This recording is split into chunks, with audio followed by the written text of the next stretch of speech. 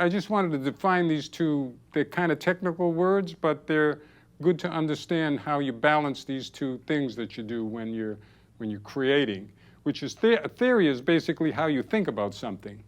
So if we were sitting having a chat, and I said, well, how'd you put that song together? And you say something like, well, I had this thought, and then I put it down on paper, and I try to use this kind of rhythm and that kind of rhythm. That's all theory.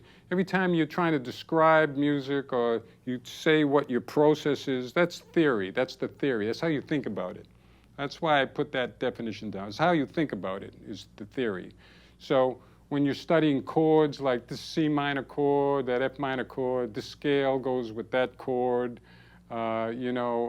this is called an inversion or whatever, and you have all these terms, nomenclature, it's words, it's theory, it's thinking, it's logic. You're trying to describe something in order to have something to work from. You're saying, well, I'm going to write a song. What's the difference between a song and a composition? Or what's the difference between a suite of music and a lick or a phrase? You have all these words. It's all you could put it in. It's all part of theory. It's how you think about it. And the whole purpose of theory, I think is pretty obvious, is to get to do that, which is perform it, which is do it. Performance is basically doing it. And in more scientific terms, you use the term theory and practice, or theory and application. You think about it, but then you do it. You apply how you think to what you do. Or you could do it the other way around. You just do it, and you don't think about it. And then never have any theory. It's okay. Or you could just think about it for a lifetime and never do anything. There's no rules to it. It's just that that's what these two things are. You think about it, you do it. So right now we're kind of thinking about it. I just did it a little bit. I just played you a little bit of Armando's Rumbo.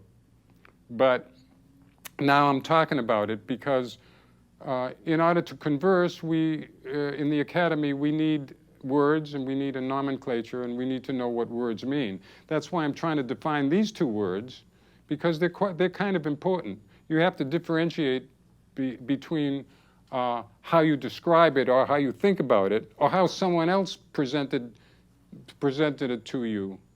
Like if you read if you can read a book on music theory by hundreds and probably thousands of books on music theory. Each one will say similar things and very different things. And they'll have slightly different nomenclatures.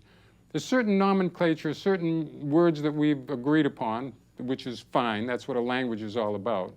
And those are the words that are important, I think. We have to know what a note is, what a melody is. I don't know. It's still words, you see, thinking. So that's what we're doing here.